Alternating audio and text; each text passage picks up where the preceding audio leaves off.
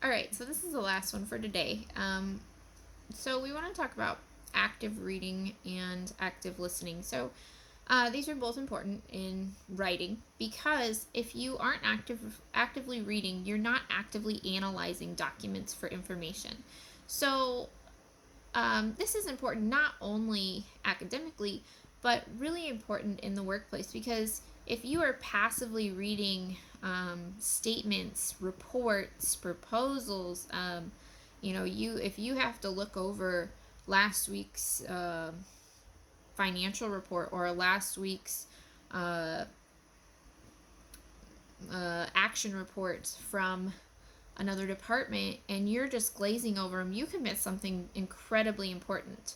So we talk about active versus passive reading. When you passively read, we talk about easy reading, and a lot of times it's because you can read fast. Think about if you are reading through Facebook, you kind of skim through Facebook, you skim through people's posts. This is passive reading.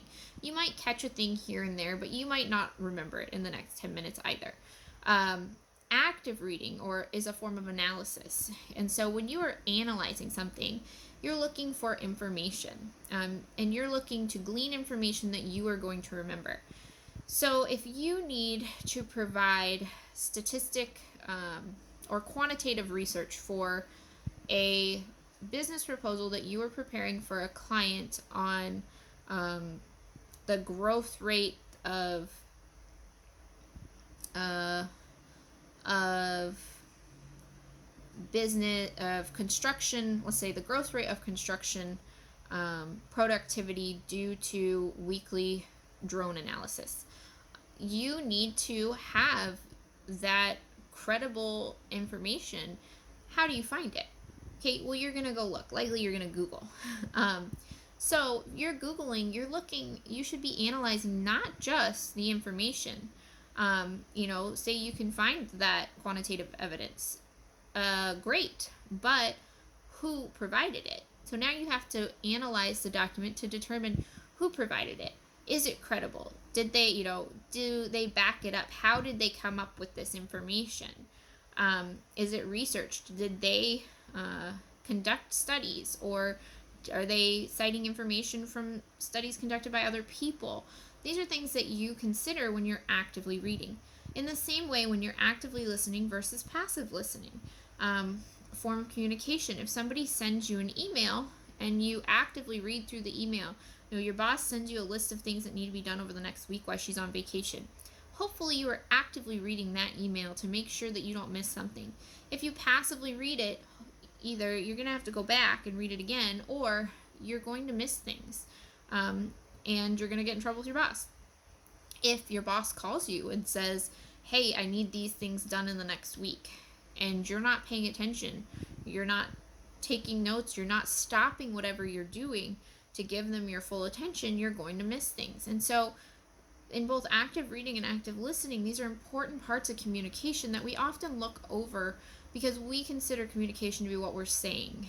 But it's also what we're hearing and what we're reading. So when we move on to emails and memos, the biggest difference between an email and a memo is the purpose. Memos very commonly used to be faxed or put up on a bulletin board for an entire department to read, but we obviously don't fax a lot of things these days, but memos are still used in the workplace because there's still use for them, and you can email a memo. So as funny as it sounds, an email and a memo are very similar because even if you put something in memo format, you're still emailing it often to people. Again, you could still put it in, an inter-office bulletin board to, to all employees and email it as well. So the biggest difference is the audience. A memo's often to a group of people. It's often, to your entire department or a group of managers or supervisors, to all employees, depending on the location, informing them of something that either a policy change or an event coming up, or something to participate in. Usually it's informing them of something that either they need to take action about, or that is going to impact them. So, say your company is switching to a new insurance provider at the beginning of the year. You would write this in a memo and send it out to all of your employees. Probably even post it in a break room. If one person's insurance lapse due to some hour thing, and you are the person that is going to notify that employee, you would just send them an email, because it's just to one employee. You don't need to send a memo notice. So in a memo and in an email, you always have the to. Who is this to? The from and the subject line. There's always a subject line. You should always fill in the subject line in an email and a memo. You should never leave it empty. And it should be direct. What is this about? There doesn't need to be this creative headline. It should be what it's about, so that your audience knows what they're opening, what they're reading, and so that it doesn't end up as spam. Because sometimes, spam filters are weird, and if it doesn't look right, it'll filter it out. So put the purpose of this email. So if you're sending, a new insurance provider, you're going to put in there new insurance provider starting 2021. And then in a memo, even if you're emailing it, you're going to put all ABC employees from ABC CEO. Subject line, new insurance provider. You'll put a greeting, and then in the next line, you'll start a new line. You'll put the introduction.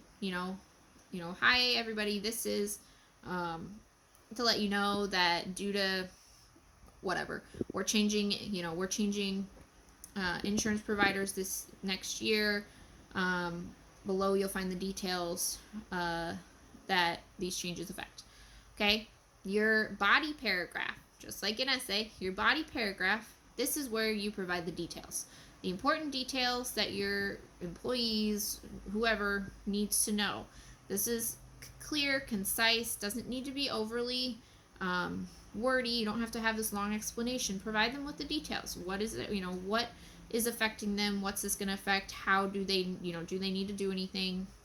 And then always finish it off with, something like, if you have any questions, please contact whoever they should contact. Or if they need to do something by deadline, this needs to be filled out in your employee portal by October 30th, 2020. If you have any questions, contact. And then always sign it. Both memos and emails. You always provide a signature with your full name. You should include your job title as well, if it's applicable. But it should always have your full name. It should never just be Sam. It should always be, sincerely, Samuel Smith, CEO of ABC, with the contact information, phone number, email. That way, if there's questions, there's no doubt who they can contact. If you're not the contact person, then fine. Just put your name and your title. But you should always, always, always use your full name in a signature. So this week, if you have any questions about the assignments, both an email and a memo, please feel free to reach out and let me know. They are on Blackboard. There is a prompt for each one. You'll need to follow each of those prompts. So there are 2 different assignments due. However, they have to be uploaded into the same, they'll have to either be in the same document so you can upload them in the Blackboard, because there's only one spot to upload them, or you will email them to me. That's fine as well, at my Everglades email. So thanks.